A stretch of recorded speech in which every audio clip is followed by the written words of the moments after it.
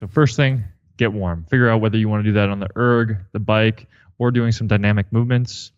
Pick a few different dynamic movements if that's going to be your main thing, or if you just want to check off some boxes for getting in and out of the ranges you're going to go to.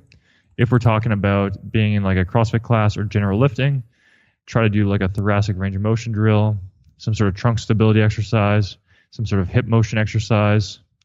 And then after that, either do some accessory range of motion drills if you need to, such as like those shoulder ones we discussed or the hip ones. Afterwards, get into the specific exercises that you're going to start to do for the day. Do some skill work for a few minutes. Get moving fast on it though. Be deliberate with it. And then get into what you're doing. Start training. Sam Spinelli in the building. How are you doing, man? I'm doing fantastic. How about you? Yeah, very good. What do you think is more difficult to control, the human body or Skype when you're trying to record a podcast? Oh, man, I think I'm going to have to shift towards Skype today. If you asked me before, I would have said a different answer. But yeah, we have had an absolute technical nightmare, but we've wrangled it. We're here and we're talking. So I want to talk about warm-ups today. Everyone that's listening, even from the people that don't do sport anymore and they just did PE in school, they'll have had to do some sort of a warm-up. And I don't have a clue, really, why I should be doing a warm-up. I do one at the start of every CrossFit class. When I did Thai boxing, I was warming up there. I've got programmed warm-ups from my swim coach. If I do swimming or anything, you warm up to do it. I even kind of like cough a little bit before I speak on a podcast. Everything has that like on-ramp to begin it, right? But I don't know. Where do we start? Like, why do we warm up? Why should we do it? No, it's a really important question. And at the end of the day, whenever it comes to any of these activities, whether we're talking about swimming, talking on a podcast, or working out, we always want to try to have the best performance we can. When we have a better performance, we reduce our injury risk. When we have a better performance, we have better outcomes. They're just the desired outcomes at the end of the day. And warming up, regardless of the activity, is going to help to do that. If you look at pretty much any high-level activity, people do this in where they progress in certain ways, and they build up into the activity so that they can then perform at their peak when they're doing the actual activity. And if you don't have that progression into it, then you're just going to be going from cold to into it. Like you have an increased risk of injury. You are going to have a poor performance. There's just tons of negative outcomes with it. I get it. Where do we start? I'm going to do something. Let's presume, because there could be a million different warm-ups, a million different sports. But I think if we take something like CrossFit / powerlifting / a run endurance sort of thing as the broad spectrum of what we're looking at, where do we start with that? So when it comes to pretty much any major physical activity, there's going to be a few things that we want to ensure that we get. And there's basically like 3 buckets we can think of. And the first one is going to be that you legitimately need to warm up. You need to actually get physically warm. And there's a lot of reasons behind that. But at the end of the day, when we have an increase in our body temperature, we actually have a faster ability to have metabolism occur. So all of our body reactions occur through metabolism, and they're expedited so they can happen faster when we're actually physically warm. And there's a lot of chemistry behind that, but for everyone listening, you got to legitimately get warm. This also helps with like nerve conduction velocity. So when we're trying to do things that require us to be responsive, reactive, we want to be able to do that quickly, and that's going to be dependent upon how physically warm we are. And so all of these things are very heavily based upon just the simple fact of you have to get physically warm. That's so fascinating. I didn't even know that. Yeah, and that's one of the reasons why you can look at different events where people relatively don't have to do like long endurance activities or anything like that, like a high-level 100-meter sprinter. They will spend a very long time warming up at a very slow, gradual rate so that they get to a very warm state. But they do it where they don't have to like expend a lot of energy to do so. And for most people, it can be as simple as like doing a few minutes of jogging, skipping, rowing, whatever you like. Or it can be done through other things to help to achieve other tasks that we'd want in a warm-up. So then when we get into like the other characteristics of a good warm-up, we're going to be looking at other things like getting your body physically prepared to go through ranges of motion that you're going to be going through for the day. So, if we're talking about running, there's not a really crazy excursion that we have to go through. Whereas when we get into things like weightlifting, CrossFit, other lifting sports, you're going to be going through huge ranges of motion for a lot of these things. And that's where maybe doing some dynamic warm-up exercises can be really beneficial. And that also layers on the added benefit of when you do these dynamic warm-up exercises, they also get you physically warm. So they can be really beneficial for hitting two aspects of it. Then the third key thing that we want when we do a good warm-up is getting physically prepared neurologically for what we're about to go into. This is where you have like the idea of a steady ramp up in whatever activity you're going to do. So like if you're going to be snatching, you shouldn't just go from doing some bodyweight squats to trying to snatch 135. It's not really a great decision. Whereas, practicing the skill aspect, doing some sets, gradually working up in weight, or if you're going to be running, gradually building up an effort that you're going to be running at, and then getting into the actual activity. So essentially, those are like the three main buckets of a good warm-up. I like it. It's cool. It seems like getting warm would probably quite easily come as a byproduct of the other two. And I'm going to guess that priming yourself neurologically would come by potentially drilling movements, empty bar, poly bar, like hanging from a rig perhaps, or hanging from rings or whatever it might be. Yeah. That sort of stuff would start to get those neurons firing. Exactly. And those are the things that I would call like the essentials. Not necessarily what could go into being like the perfect warm-up, but the essentials of what someone would want to not screw things up. I mean, straight off the bat, I have done, and there will be people listening as well, loads of times you go in the gym, maybe it's a bit cold, especially in the UK, right? It's constantly cold. Go into the gym and you do some stretches, you get the bar out, it's overhead. Maybe you're not doing class and you just I'll go do my own thing. And you start your workout. You can start your workout without sweating. So, I mean, is a good heuristic that there's a couple of beads of sweat floating around? How hot's hot? That is actually a great question. And so that gets into a little bit more of like what's the actual activity you're going to do, and also the individual's ability to sweat. Because there are people that like don't easily sweat. There are some people that they look at a gym and they start to sweat. That's me. I'm in the second camp, and there's a couple of girls in our gym who managed to come in, and their faces just look totally flawless when they're finished. Whereas me and some of the guys look like we've been in a fight. Yeah. And so I'm in that first camp where like if you see me sweating, it's pretty rare. Yeah. So for a lot of people, it's kind of tricky to go off like that simple heuristic of a couple of beads of sweat. But if you feel cold, you've not done a sufficient job, and you should be able to like move around, feel loose, and those are like some pretty good markers. Because as we start to warm up, I talked about like all these different things of like metabolism, and one aspect is when we start to actually get physically warm, our fluids in our muscle tissue, in our blood vessels, in our fascia, they start to flow more freely between each other, and it's called this thing called the viscoelastic properties of muscles and other tissues, and actually getting physically warm allows that to happen easier. So you should feel looser just by actually getting physically warm. I get it. Okay. So where do we go next? We know that we need to have our 3 buckets. We need to be warm. We need to begin to drill some of the movements and kind of prime ourselves mechanically. Does that include like sort of static stretching to open up range? What about dynamic stretching? I had Dr. Quinn Hennock on, and he did his mobility myths, and we spoke about the vibrating foam roller and the percussion gun, and the one that's got Wi-Fi connectivity and it's got Bluetooth enabled and plays your Spotify songs and stuff like that. Like, what do I need? Yeah, I think Quinn and I are pretty similar lines. For anyone that doesn't know, Quinn and I are friends, and he was actually a mentor of mine for a long time. So I'm not against static stretching. And when we looked into a lot of the literature on it, there's some stuff that indicates that like if you do a challenging static stretch and then try to go into a physical activity that's very demanding, you're going to have a worse performance. We have some good information telling us that. Whereas that same information is a little bit challenged, because if you do a hard, challenging static stretch, but then move around a little bit more, which is what most people do, no one really like does a max effort hamstring stretch and then tries to immediately go into a max vertical jump. That's not really like what happens in real life. That's where the research came from on this. Wasn't it, there was one that I saw where people had done an extended quad stretch and then it was forced production on a quad extension as well. I'm going to guess that's precisely the same thing. Like, who does that? No one does like a 1 minute max effort, like quad stretch straight into then using that muscle. Exactly. And so that's where then we see other studies that have done like where they do like that max effort 1 minute stretch. Then they have people get up, walk around for a minute, and then do the leg extension. And those people actually don't have a significant drop in performance.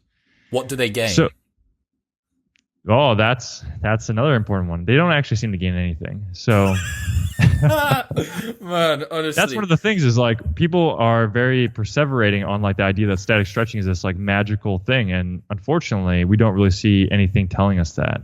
Like there are some arguments that static stretching can do a wide range of different things, but in most cases, we can get the same benefit from other activities and get it easier and better.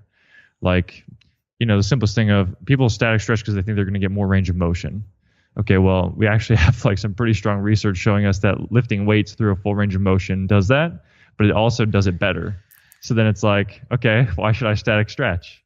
And then there's other stuff on like, okay, well, if you static stretch really, really hard, it can actually create hypertrophy. It can give you a bigger muscle, but it does it worse than lifting weights. And there's like just all these things of like, I'm not against it. If you enjoy it, go for it. But most people don't really enjoy it. Yeah. And so I did an episode since I did that one with Quinn. He was like episode number 12, I think, that I did with him. So we've done like nearly 2 million downloads since then. So there'll be a lot of people listening who didn't listen to that episode. I will link it in the show notes below. I implore you to go back and listen to Sam's peer just dispel basically everything that you've ever done as part of a mobility routine.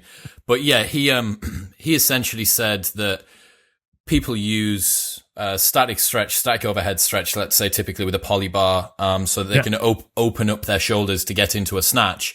But his argument was you can do that by snatching with the poly bar, plus you'll drill the movement, plus then you can slowly load up over time. We spoke about kind of some tenuous information about activating the parasympathetic nervous system and kind of getting people into their body. But I'm going to guess, again, as you've said, you can drill that by moving into the more mechanical priming aspect. Is that correct? Yeah, essentially. Hey, I've remembered. That's a year and a half later, Quinn, I've remembered, man. I'm sure Quinn will be very happy to hear that. Mm-hmm. No, that's where we get into like some of the challenges of some of the traditional information of like, stretch, go for light jog, and you're good to go. It's not inherently wrong, but it's maybe not the best advice either. And that's where I think a lot of the information has shifted because, most people don't have a ton of time to exercise. Most people don't have, like if you're a professional athlete and you got 3 to 4 hours, do whatever you want, different conversation. But, like for me, I go to the gym like 4 days a week. I've got usually like an hour to an hour and a half. I don't got a lot of time to screw around, and I really want to like maximize what I do. I give a shit about what I do, and so then it's like, what will give me the best outcomes with the reasonable investment? So, for most people, static stretching pretty low on the list. Whereas like dynamic movement, actually going in and out of deeper ranges, controlling that motion. If you want to like go into it, hold a little bit of a quote unquote stretch for a second, there's some value in some of those things. I wouldn't ever say like there's none. And for most people, they probably benefit from it because we can gear different aspects. And that's where some of the conversation would go in, where we move past like the basic levels of what would be the essential components of a warm-up and get into like what might take you to the next level. Because we can do some things where you, like if you are someone that struggles and get into an overhead position for a squat or for an overhead squat or a snatch, you could do some lower level different activities, like for instance, a thoracic rotation drill that might allow you to then get into an overhead position better. We do have some research showing that going into higher levels of shoulder flexion, so basically taking my arm above my head, if we proceeded with doing some sort of thoracic motion drill, we can get an enhanced motion going overhead. So now you wouldn't necessarily get that by just snatching, but you could get that through doing a dynamic stretch first and then snatching. And that's where it comes into like the individual variation that people have and what they need. Like for me, I can get overhead just fine, but I have a challenge in getting into a deep squat. And so then for me, doing some different things for my hips makes me be able to be more proficient when I actually start snatching. I get it. Yeah, it's first off, I'm very jealous of the fact that you can get into a good overhead position without having to really loosen up first, because I'm not in that camp. But then I can happily sit on my heels, right? We all have our crosses, our mechanical crosses to bear in our bodies. Exactly. So yeah, I really like the fact that we're now getting into a bit more of the nuance of it, right? Like it's not just black and white. It's not just that you need to do the movement. It's you may be able to move the needle more by not just going in and starting to snatch. There might be some things you can do, but they're likely to be a little bit more specific to your physiology. Mm-hmm. Cool. Okay. So we've got our 3 buckets. We've got the fact that there's some nuance in there. Let's start to talk about some nitty gritty. What are, in your experience as a coach in person and online, some of the best overall warm-ups that you can give people? If you were to just structure one, we want 5 minutes on a bike and this and a dynamic and blah, blah, what is going to give people 80% of the benefit broadly for the movements they're doing? Exactly. So, most of the people that I work with are in a similar position to me. They don't got a ton of time. And so then it comes back into that conversation of what can I do to get that 80% return with the investment? And for most of those people, it's going to be, I'm going to pick 4 to 5 different movements that has them moving through a different range of motion that they can do relatively moderate pace. And then that will achieve the first bucket of getting them warm. It'll achieve the second bucket of getting them through these deeper ranges. It won't necessarily get them primed up from the neurological standpoint, because we'll get into that in a second. But the other benefit that it does is it'll target those limitations that they often have. So for the majority of people, picking something like a thoracic mobility drill, because most people do generally have a limitation in their thoracic extension, which is going to impact their shoulder flexion. So if anyone is doing some sort of exercise with their arms past their shoulder and going overhead, which is like the majority of people, like if you're doing a strict press, push press, incline bench press even, like any of these things, having improved shoulder flexion is going to be easier from doing that. So usually we're going to pick some sort of like thoracic extension or rotation drill. Can you describe what that would look like? Yeah, so like you could do like a side lying windmill. So you lay on your side, bring a knee up towards your chest, and then with your top arm, you just make a big windmill. And I can see some videos if people want in the notes, but that's like a very easy one. It's not very complex, but most people instantly feel better once they do it. Like you have someone try to reach overhead, lay down, do it, boom, feels way better. Are you in a side plank while you're doing that, or are you just completely prone on the side on the ground? Yeah, laying flat on your side. Yeah. Got you. Yeah, then doing like some sort of hip movement. Again, most people are going to the gym. They're going to either do like a full body routine, a Metcon, running, something. So it's going to be realistically in the majority of cases like a full body routine. So then we're going to get that upper body with the side lying thoracic windmill. Then we can get into a hip movement. So for a lot of people, in my experience, people usually will either struggle with a hip rotation, either an internal or external rotation. So like if you're sitting on a chair right now and you try to bring your one foot across your midline or you try to push it out, that's going to be like internal and external rotation. And people usually struggle with one or the other. And we can do this drill called a 90-90 hip rotation. So you're sitting on the ground and you've got one leg in front, one leg to your side, kind of like that classic hurdler stretch, but then you have your front leg bent. And then what we do here is we rotate our hips forward and back. And by doing this, we work through internal and external rotation. And if someone struggles with one, then they get the benefit of also doing the other one. And so the front leg is being stretched into external rotation. The rear leg is being stretched into internal rotation, where we're actively moving in and out of it. And so for most people, getting that allows us to then get into more hip extension, more hip flexion. It's just like this super easy one that covers a ton of stuff. So unless I like go through and find someone has like a specific issue, it's just like an easy one to just say like 90% of people are going to benefit from it. Awesome. Yeah. And then usually some sort of like trunk activation based exercise. So whether it be like a dead bug, a side plank, or some sort of more challenging variation. Stuart McGill's loving it at the moment. He's hearing all of his stuff come through now. Yeah, he loves it. And at the end of the day, for most people, learning how to create some trunk tension is really beneficial. It's not like this magical thing, but for a lot of people, it teaches them how to be able to create some tension in the trunk that allows us to be able to move around it better. And a lot of people just struggle with that. So it's an easy thing. So for most people, I would pick like those 3 as a minimum, and then pick something else usually. And then it's just like cycle through them for 6 to 12 reps and repeat for 2 to 3 sets. And, like that's essentially what I do in my warm up. And I can usually finish it off in 5-ish minutes. And then I would go into like my first exercises and just gradually ramp up and do some skill work. Because the other advantage is when we're doing that neurological aspect I said, most people are not perfectionists or perfect technical precision demonstrators in whatever they're going to do.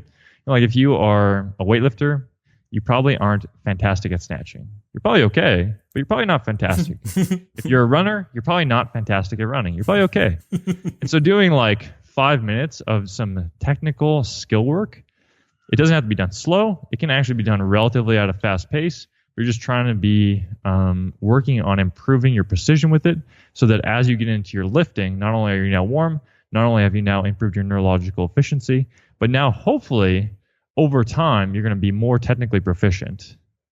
Because the goal is like when we actually lift or we actually run, you don't think about it a lot. You should just be like doing the activity you're doing. And so hopefully by doing a little bit of it at the start where you're thinking and trying to be, aware of what's going on, you transfer that over time. I like that a lot. Yeah, you're totally right. Anyone that's doing a CrossFit class or anything, like even just lifting in the gym on your own, that guy next to you, he's got 3 plates on there. Right. Well, I better hurry up. I'll get 3 plates on. Fuck. He's put another plate. Right. Okay. Well, you know what I mean? Like everyone's kind of distracted away from the, integrity of their movement precision just by, and especially, you take it to CrossFit. There'll be a lot of CrossFitters listening. You take it to that, you know what it's like. Class gets going, the music gets turned up, and you're like, let's fucking get after it. And it's like, no, dude, you've got 15 minutes to establish a back squat. Like, it's fine. Like, you don't need to hurry up. And everyone's like clattering plates on straight away. Exactly. It's real funny because, like, I'll assume the majority of people listening here aren't freak savages with like 700-pound back squats. And, if you are squatting 400 pounds as your 1 rep max, you shouldn't need 15 minutes to be able to establish that. Like you don't need to rush into it. Like I can hit a max squat I squat just over 500 pounds and I could get there in like 12 minutes, assuming that I've done a basic level of a warm up first. And so that's where like spending some time doing that, because most classes and most people working out are going to go through some level of warm up. So if you've not done a good job, then you're ready to start building up and you can do a little bit of practice work before rushing into it. Yeah, I get that. So we've spoken about the fact that we've got our 3 buckets. We've spoken about the sideline windmill or anything else really that's going to get that thoracic moving. The hurdler stretch, which I know how it looks. I hope the people listening do. If not, I'll get a link off you. It'll be in the show notes below if you're a little bit confused. What about cardio? Should I not be on an assault bike? What about a rower or a C2? Like pretty much all of our warm-ups make us go for a run or sit on a bike or whatever before. What's your thoughts there? Yeah, so again, it comes back into that like conversation of how much time do you got? And by no means is that a bad thing. It's just like, I would put it as a lower priority. And if someone has the time, I actually coach a bunch of CrossFitters. And so most of them will do a 5-minute thing on either a run, an airdyne, or erg. And they're going to do that first. Then they're going to get into their other stuff that I outlined. But most of those guys are training for like an hour and a half to 2 hours.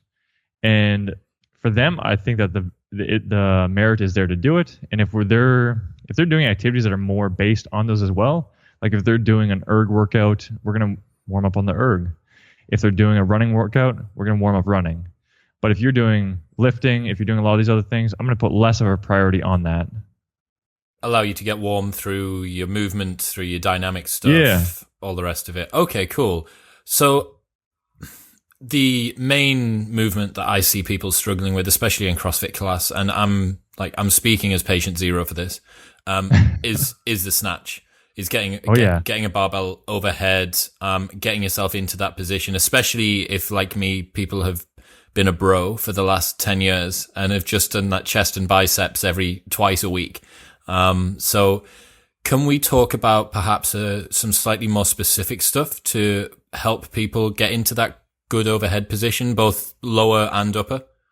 Oh yeah, absolutely, man. So again, we're going to be looking at, when it comes to the upper portion, we're going to want to check off that box of the thoracic motion. It's going to be really beneficial for the majority of people. And so that's, again, like that sideline windmill, or we could get into something that's very specific. So when we're talking about the snatch, when we take our arms above our head, that's what we call like a thoracic extended position. And there are different drills that we can do. For instance, like a bench T-spine mob. So what happens here is we have a bench we're to the side of it. We're going to put our elbows on it. We're kneeling. So kneeling, and you're almost in like a prayer position. Like you're going to be praying on the bench. And then ideally you have a dowel in your hands and your palms are facing you. And that way you can then sit back and it takes you into a shoulder flex position, and that extends your thoracic spine. And then you can bend your elbows and bring your hands back towards behind your head. So what this does here is by having our elbows bent, it puts a little bit more tension on our triceps. Our triceps cross our shoulder joint so they can limit how much shoulder flexion we get, so how well we can bring them overhead. By going into shoulder flexion, it helps to encourage us getting into a thoracic extended position. And then by sitting back, what makes this drill specifically really great is when we sit back, we go into some posterior pelvic tilting, some lumbar flexion. So essentially like our back rounds a little bit. It's unloaded, so it's fine. And the benefit there is that we see that in the research, when we go into a little bit of lumbar flexion, it limits how much motion occurs at the lower back and encourages at the upper back. So because our goal is to specifically try and encourage more upper back motion to get more shoulder motion, this drill just like works beautifully for that. That's really cool. Yeah. So that's a great one. And then when we're talking about, again, snatching, so if everything else is moving there, a drill that's similar to that, but a little bit different, would be like a pullover exercise. This is one that actually Quinn is very well known for, but it's essentially where we just lay on our back, and then you can have a dowel, you can have a dumbbell, a kettlebell. I'd probably not utilize a barbell specifically for your warm up, but you could. And then you're just laying there on your back, arms extended out, pointing towards the roof, holding something, and then you're going to lower it down towards the ground above your head. So you're trying to flex your shoulders, so reaching up above. And as you do that, you're trying to reach out, trying to have your shoulders extend out more, and then keep going back. And then as we do that, we're just trying to slowly go into that range and then come back up out of it. Now, earlier we discussed the differences between like static stretching and strengthening. And whether or not this is strengthening, different conversation, but it's like resistance-based stretching essentially. And so this is a type of motion, if we go really slow into it, that's called eccentric motion. And we've got some good research on different motions like this, showing that it actually does really well before exercise to enhance motion. And so then just doing a nice few repetitions slowly into that range and then coming back out of it is going to enhance how well you can bring your arms above your head. Is that sort of biceps brushing the ears in that position? Yeah, okay. And would you advise knees up, so feet up, so sort of knees are at a little bit of an angle, or legs out flat? So my preference would be more towards like the knees up. So if you can think of like that dead bug position, even like bringing them up all the way that far, because what that does, it really encourages people to make sure that they're putting the motion at their shoulders. Because one thing, not going into too much extension in that. Yeah, exactly. Yeah, got you. Yeah, I can see how that would happen if your legs were out straight. You'd be tight in the hips, and you'd push up through the midline, right? Yeah, or if you're tight to the upper back and shoulders, then you use your lumbar spine to extend to get around from having to go through them. That's one of the reasons, like for a lot of people that are maybe not as competent going overhead, you'll see them extend at their lower back a lot more. That's me all day. That's you're describing me. You've seen me snatch, Sam. I think it's some videos. Yeah. Okay, so we've got ourselves in with that. I've just noticed there's something that I meant to bring up. What about PNF? Is there a place for PNF, and can you describe what that is? Yeah, so for anyone that doesn't know, PNF is a really fancy term. It's originally from a company that like formulated it, and it's called proprioceptive neuromuscular facilitation. And it's nothing special. Sorry, PNF. I love it. Yeah, like theoretically, there's a lot of like mechanisms that they talk about, and like in physio school, they give you like all these different terminologies to memorize about PNF. The terminologies make it sound cool, and some of the stuff and the rationale they say sounds fantastic when they start talking about, reciprocal inhibition, all these different terminologies that they start throwing at you. I want that. But most of the time, it's just like that's shit that we get when we just lift weights anyways. Yeah. And I think that's like a really common thing in like the physio, chiropractic, and like all the rehab world is essentially like make things sound more complicated, and that means that it's actually way better. And it's like a big load of bullshit. Yeah, yeah. Super frustrating to me. Yeah, I bet it is. It's like that. signaling, right? It's like, look at my technical expertise. I'm using this word which sounds so convoluted. I mean, you don't need to worry. Don't worry about the technical readduction inhibition or whatever it is. Like, you don't need to worry about that. Like, yeah, okay. So don't fuck around with PNF. I don't think we actually described what PNF is, but it's essentially putting yourself into a stretch and then forcing muscle contraction in that stretch to then allow yourself to stretch further, right? Is that close to a description? Well, that's like one aspect of PNF. That's the hard part, is like, so people that are like in the details of PNF, it's like a whole system of structures. It'd be like saying, what is CrossFit? And then you describe a snatch. Holy fucking shit. I didn't realize I'd opened Pandora's box. Is that what the P in PNF stands for? Pandora's nutrient facilation? Yeah. Pandora's bollocks, yeah. Okay, so no PNF. We're snatching. We've decided to do our thoracic stretch. We've got down into our prayer position. We've got our dowel out. We've also made Quinn happy because we've got ourselves into a dead bug and we've allowed our hands to come up and over our head, like 1 kilo dumbbells or like a dowel or like just something super, super light, right? So yeah, like you don't want to grab a 45-pound bar and start busting it out. Like 20 kilos is too much for most people. Whereas like, when I do it, I grab a 10-pound dumbbell, or so it'd be like 4 kilos for all the metric system users. I am metric system, so, but used to my American friends, and I just lay back, bust it out, and then I'm good to go. Are you just for clarity here, are you having palms facing forward towards the ceiling or palms facing in towards the ears? Yeah, so that depends on what you're holding. So if you're holding a dowel, you're gonna have palms facing the ceiling. For dumbbells, and then if you're holding a dumbbell, you're likely going to be holding it palms facing each other. Okay. Cool. Yeah, because as you get like more narrow, so essentially if you're grabbing a small dumbbell, it's going to be a little bit more narrow. The more narrow position while keeping your palms facing the roof is going to be more challenging to hold. And it can be a little irritable to some people. It's one of the reasons why people have a little bit easier time. Like if you lay on your back and you try and take your arms above your head and you go into like your snatch grip position, it's easier to hit the floor than if you go into your jerk grip position. Yep. Yeah. Well, you see these, I'm sure you'll have seen them, these videos online of like these hyper mobile people. Sonny Webster, who I'll send this video to, one of my buddies, past Modern Wisdom guest, like he's got videos of him going into ass actually touching the ground with a barbell overhead and his hands crossed in like some weird Power Rangers shit. It's like, yeah, Sonny's a freak. What is your like construction? Honestly, man. He was on a night out. He was in the living room just through the back there once after we'd been on a night out, and I came in the morning and he was stretching. People just do that stretch. They put their arms in the air and they do this. And you can see mine. Mine are essentially just lateral with my body when I put my arms out. I promise you, his arms were parallel, going backwards behind him, like a bird at the top of the flap. And I was thinking, this is what happens when you do weightlifting at a high level from at the age of 10, isn't it? Yeah, absolutely. Insane, man. And he does it under control. Like, it's just, that's what you want. Okay, so we got that. We've got ourselves into some good movements there. Are we going to lower, or is there anything else we need to do with upper to prep ourselves for a snatch?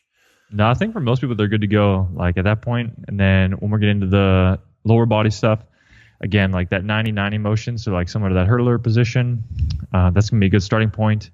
And then after that, maybe some sort of ankle motion exercise. So similar to the shoulder flexion one where we're laying on our back and then pulling the dumbbell overhead.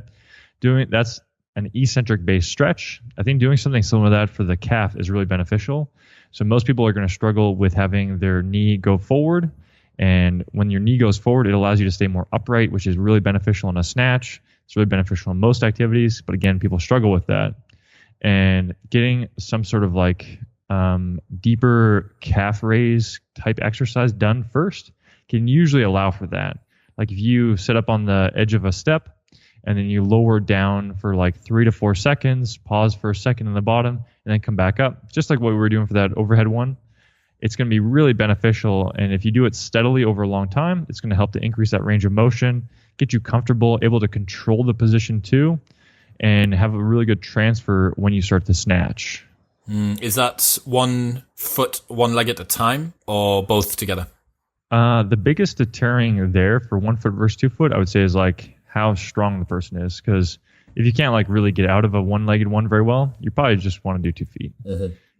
Man, I think a lot of people don't realize how weak their calves are. As a physio who does a lot of work with different people, like I work with a lot of runners and triathletes, and they come in and I make them like bust out legitimately good quality calf raises. They're often quite shocked at how weak they are. Especially as people who use them all the time, right? They're using their calves every day. Yeah, that's interesting. Okay, so we've got that. We've got ourselves. I think that's if I was to do a survey of what movement do you struggle with, I think snatch might be number one. But why don't we do a couple of bonus rounds? What else? Sure. What else do you find people coming to you and saying, "Hey Sam, I need a warm up for this movement"? What are some of the common requests? Yeah, deadlift is a pretty common one, and I think when we're looking at things that are different from the snatch. Like a squat, I'm going to probably do a lot of similar things as what we just outlined for the snatch. Similar kind of requirements. Clean, other than the aspect of the front rack, which a lot of people do struggle with and we could talk about. Like getting into the bottom position of the clean is going to be similar from the hip standpoint, but there's going to be a little bit different aspect for the front rack. And then otherwise, the deadlift is a pretty different one because we have like a much higher demand on being able to get deep into the hips. Because if you're doing a good job, like you're not squatting the weight, whereas you're going to be keeping your legs more extended and then hinging at the hips to a higher degree. And so for a lot of people, that's going to be like a different demand. So I guess we could jump into either the front rack or the deadlift. I'm feeling. Let's deadlift first, and then we'll go into front rack. Yeah. So when we're talking about the deadlift again, a couple of the main things that challenge most people is going to be that deep hip flexion position, particularly with the knees extended, because essentially for most people, they feel like their hamstrings are going to rip off. Mm-hmm, mm-hmm. And I'm going to guess, sorry to interject there, I'm going to guess that what that causes some people to do is probably stay too upright at the bottom of a deadlift, right? And squat into it too much. Yeah. Interesting. Yeah, because I see, all of the guys that I know, that I've got some friends, Johnny, one of the co-hosts of this show, he's deadlifted 307 in the 105s. So he's got a regional record up here. Yeah. And you see the position that he gets into, and he's not squatting the weight. He's squatting the weight when it's his time to squat, but when he's deadlifting, he doesn't do that. Exactly. And that's what you see with people that are very proficient at deadlifting. And it's one of the reasons why, like, if you ever watch Sonny as an example, Sonny deadlift and how he does it compared to that guy, it would look probably quite different. And it's because Sonny, while he's still strong, he's not like a high-level deadlifter. He's a high-level weightlifter. And when weightlifters set up, they're not looking to maximally deadlift. They're looking to perform a higher velocity-based movement that's going to set them up to receive a weight in a different position. And so it's just like a drastically different position. But that's one of the reasons they set up with like their knees more forward and more of like a squatting type-ish movement. The problem is that if someone's trying to legitimately deadlift a big weight and be very strong in that position, that's not the position to do it from. I wonder how many people that do CrossFit perhaps have started to confuse the mechanics, thinking to me doing it, I probably do. I probably think, oh, well, a deadlift's just a hardcore clean with an over-under grip, Yeah, no, that's actually a really common thing. Yeah, definitely. Interesting. Okay, so we're deadlifting. We need to get ourselves into that position. How are we going to do it? Yeah. So I think for a lot of people, again, starting off that 90-90 drill just to like clear off some stuff, boom, get it done. And then we could get into getting the hamstrings a little bit more comfortable and getting into a deep position. And so a good exercise for that is where you have like a rig or a doorway or something that's going to be like firm, stay in place, and then you can put your leg against it. And then have your other leg down by the side. So what you're going to do is you're going to lay on your back, and you're going to put one leg extended up on the rig, the doorway, whatever it is. And then we'll start off having both legs up, and then you're going to lower down the one leg that's in like the doorway or beside the rig, and the other one stays in place. And your goal is to be able to lower it down towards the ground while keeping your leg straight. You'll see a lot of people try to bend their leg. Your goal, keep it straight. Keep your back pressed into the ground. Don't let it arch up. And then over time, you work closer and closer to having your butt touch the rig and having your leg extended. So the further out you are, the less hip flexed you'll be in. And the more you get close to the rig, the more flexed you'll be. And the same with your knee extension. So people that really struggle are going to be really far out, have their knee bent. And then people that are really comfortable with it are going to be basically their butt against with leg totally straight. And then going through essentially similar kind of setup where you're going down nice and slow, 3 to 4 seconds, pause in that bottom position, come back up, and then switch sides and do as many times as you feel. The thing here is like, if you get to a point where you're just like absolutely demolishing it, then you can come off the rig and try and maintain that leg up. That's going to put a higher demand on having like trunk activation. Oh my God. It's a great exercise. It is a great exercise, Sam. It sounds terrible. Yeah. So I think for a lot of people doing that 90-90 position, doing that, and then doing some sort of like lat-based activation exercise. So we'd essentially want some sort of like pullover-based exercise, but different than, so like when we did the pullover earlier and we're talking about the snatch, the emphasis was on getting the shoulders opened up overhead. Whereas now we're looking to come down and bring the hands by your side as you do a pullover. And so like that same position doesn't work very well. But instead what we could do is like be standing, a little bit bent over position, have a band out in front of us, and then pull our arms down by our sides. So it's like you're trying to sweep your hands back by your side. Have we looped the band? Have we looped the band around a rig here, or is it literally just between our hands? I would loop it around the rig. Okay, around the rig, and we're just pulling down and Exactly. Yeah, and doing that is going to allow you to get a little bit more lat activation. The lats are really beneficial in deadlifting, whether it be from the standpoint of being able to help maintain the bar close to our body, but then also your lats actually have attachment into your spine.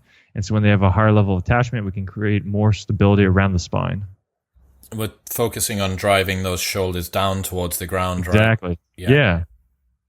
And for everyone deadlifting, don't pull your shoulder blades back, pull them down.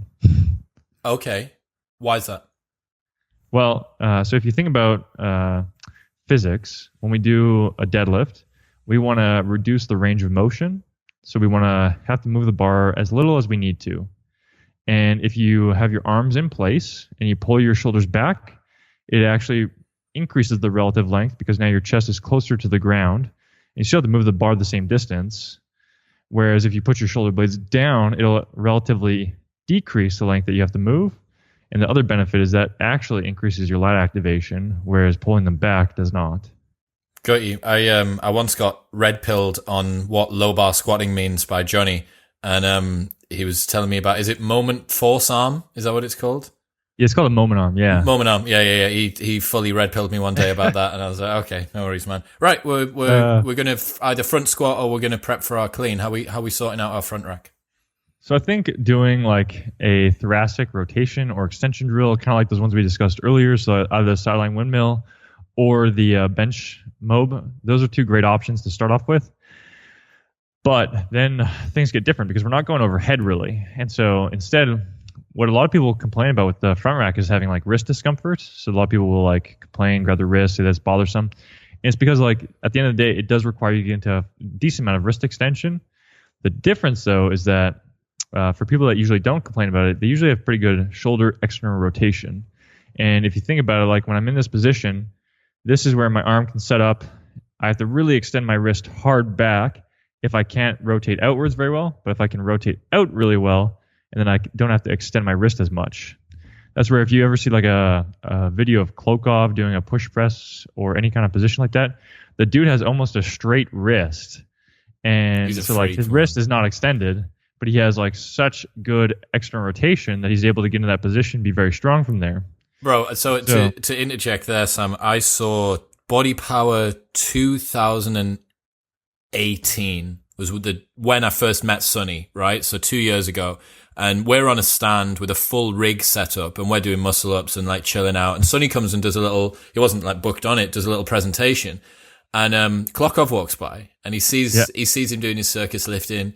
And then so Sonny messaged him and was like, hey man, like, should we do something tomorrow? Cause he's got his Klokov brand of weights and plates and bars and stuff. And they had a big lifting platform over there. And he just replied, I can't remember what he replied, but it was like the most Russian. It was like, yes, tomorrow, strict press. And it's like, fuck. So you watch Klokov's, he put like, I think he jerked 210 from the rack. Like just like animal, absolute animal. And him and Sonny are doing stuff, and there's like a couple of videos floating around of it. That was really cool. But the man, met him, said hello, said like, I think I really like sort of what you do and blah, blah. The dude shook my hand, and I swear to God, it was like, you remember when you were a kid and you used to put on your dad's slipper and pretend to be your dad? I put my hand into his hand. I was like, there's room in here. I could sell this as real estate. Like, there's genuine square footage inside of this thing. Yeah, he's just like an absolute thick beast. Yeah, everything about him is very thick, isn't it? Yeah, even his neck, man. Actually, I want to ask you about that. Fuck it, I've wanted to ask someone for ages. Why does Klokov set up with his knees out so wide in that particular position? Because I don't see many weightlifters set up in that position for the clean. Oh, in the clean? Yeah, he does it in the snatch too, right? I'm not sure. You're talking about his bottom position? Yeah.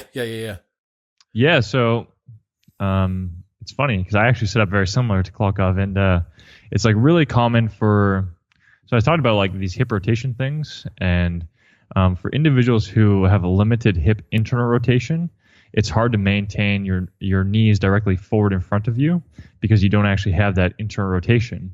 And so then if you turn your feet out, turn your knees out, it allows you to get around that. And if, I've never assessed Klokov. I can't claim to have done that, but I've watched thousands of videos of him move. And you can just tell in the way that he chooses to do a lot of things that he inherently has that same issue. And it's really common in a lot of like larger males to have that limitation. And so it's just like a likely scenario for him. And you see that a lot in a lot of like Russian descended males where they have like limited hip internal rotation, so then they set it that way. That's why you see it a lot across like Ukrainian lifters, some Belarusian lifters, all these different kind of people where they have like that similar bottom position and they also squat in a similar way. Yeah, just like very different from a lot of other places. I guess girls don't know how good they've got it with a Q-shaped pelvis, do they? Maybe not. It's hard to say. Well, yeah. There's benefits and limitations in all these things, right? They've got the pain of childbirth, but they've got the benefit of a deep squat, like, throughout life. So, yeah. Pluses and minuses. Okay, so we've got we're talking about front rack. We've talked about that external rotation. What are we doing for it? So a good one is going to be simple. Simple is fantastic, especially we're talking online. No one's going to understand when I give a complicated exercise. So simple thing, you're going to lay on your back. You're going to have your elbows out to your side, and then you're going to try and bring your knuckles to the ground. So you're going to have arms bent. So you're going to make like a U shape. And what you're going to do here is if you can get your knuckles to the ground, okay, you passed that test. Nice job. Now what you're going to do is you're going to put your elbows on top of something like the edge of a 25-pound plate, a little step up, something that you can increase the range of motion, and then repeat. And then you can hold on to like a 2.5-pound plate, a 5-pound plate, something relatively light. That's just going to help to pull you back into that range, sort of like the shoulder flexion exercise, and just slowly go back, then come back out of it. And what's that going to do is it's going to pull you into shoulder external rotation, and then you control back out of it. And it'll allow you to have that extra range so that hopefully you're able to get into a more externally rotated position and less stress on your wrists. Got you. So for the people who need a little bit more clarification there, it's like it's the classic double bicep pose from a bodybuilder, right? Exactly. And then, but instead of that, we've got shoulders are running at a straight line, arms are at 90 degrees. Then I'm going to guess as they go back, that angle maintains, that forearm to upper arm angle maintains as we go back. Yeah, exactly. Cool. And then again, slow on the eccentric, touching the floor, and then coming back up. Are you just coming back up to vertical, like as you're on the floor? Yeah. Cool. Why don't we do it as a bonus round? How can I sort? So that's my external rotation. Yeah. How about improving my internal rotation on my arms? What should I be doing for that? Oh, I like actually just the opposite. Keep going down. Okay. It's a very simple one, and it's really effective, especially if the conversation is about weightlifting, because if you think about snatching or cleaning, you're basically in that exact position. You have an extended torso, you've extended up, and your arms are right there. Yeah, exactly. And so it's highly specific, which is going to be really beneficial. The only thing there is that I tell people that they should take they should do one arm at a time, and they should take their non-moving arm, and they should put it on the front of their shoulder, and that way they can feel as they turn down. If their shoulder starts to pop up, like it leaves the ground, then they're not really moving through their shoulder anymore, and they should stop going down and then come back up. Because the emphasis is on like shoulder motion. And so if you're just getting more motion because like your shoulder blade's moving funky or you're moving out of your back, like that's not the desire because you don't want that during the motion. So let's just keep it to what you're looking for and keep it on the shoulder. That movement, that U-shaped line on the ground, I'm going to guess is that definitely meets our criteria for 20% with 80% of the benefit, right? You know, you can just continue that down and then go back up and you've sorted your internal and external rotation with one exercise. That's pretty cool. Yeah.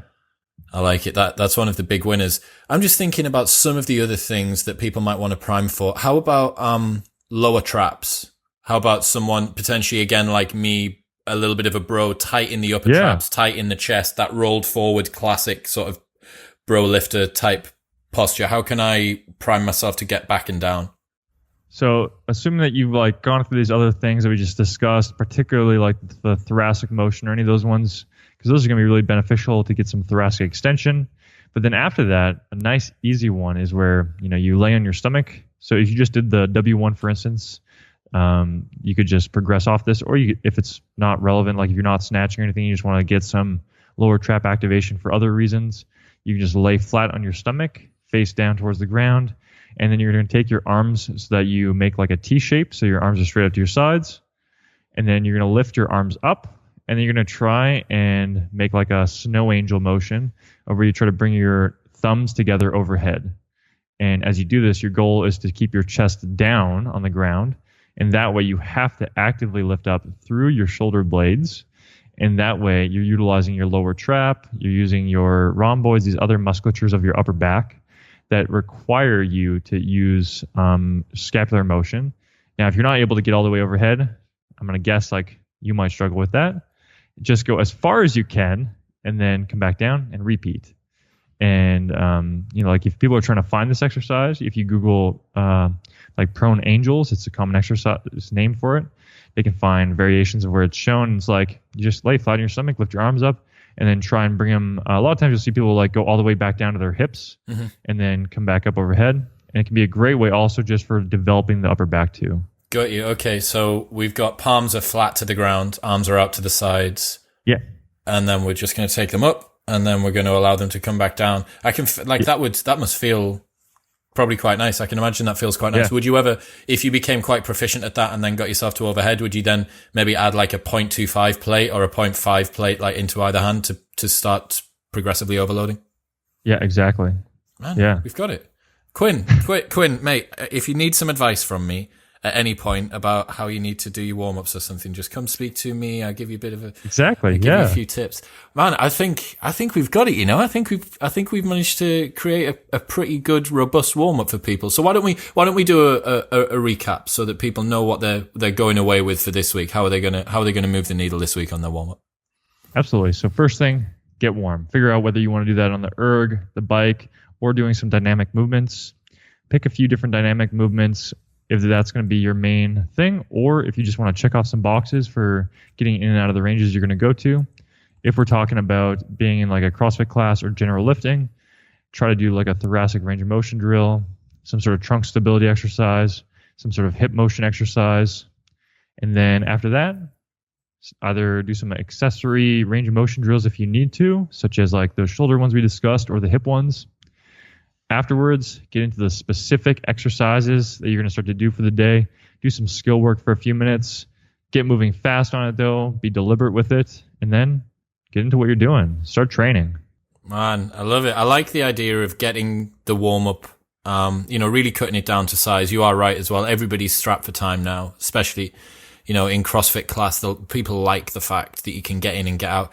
The powerlifters that are listening, I salute you. The fact that you guys go into the gym and you have to spend, because of some of the rests that you need, you got to spend, 2 hours plus in the gym. But the total tonnage that you've moved, maybe, it's not that much. It's just that you're putting yourself under so much stress. So yeah, I like it. I like it a lot. And then, just as a final thing, we talked about some of the specific stuff for movements. Is there a way that you would be able to, begin using your movement or begin doing your movement? Let's say I'm going to start snatching and then interlace that with some of the positional stuff? Or would you have warm up is warm up, and then once warm up is finished, it is lifting? Or would you then maybe start to try and intersperse them?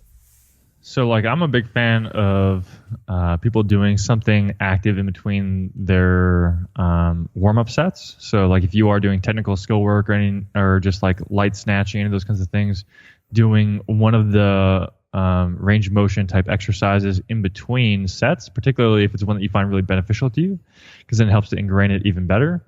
The thing that I would say is like once you get into your actual working sets, I would like try to limit that, because you want to legitimately rest if you're trying really hard. So, like if you are a 60 kilo snatcher and you find that like doing that overhead, that shoulder flexion drill is really beneficial, do it up until you get to like 50 kilos and then shut her down and get into your working sets. Man, I love it. I love it. We've made it, man. We've gone through. We've got a great warm up. I'm super impressed. Where should people go? They want to hassle you online. You've just rebranded, kind of. You've just changed it. I couldn't find you on Instagram. Yes, on Instagram I am Dr. Sam Spinelli. I also have accounts of Citizen Athletics and E3 Rehab, so they can find me there if they're looking for fitness-based stuff. Citizen Athletics is a great resource, lots of stuff. YouTube channel now where we're trying to pump out high-quality content. And then E3 Rehab, if you're looking for rehab stuff, tons of resources there. I love it. Dude, we've done it. Thank you so much for your time. Everything that we've spoken about will be linked in the show notes below.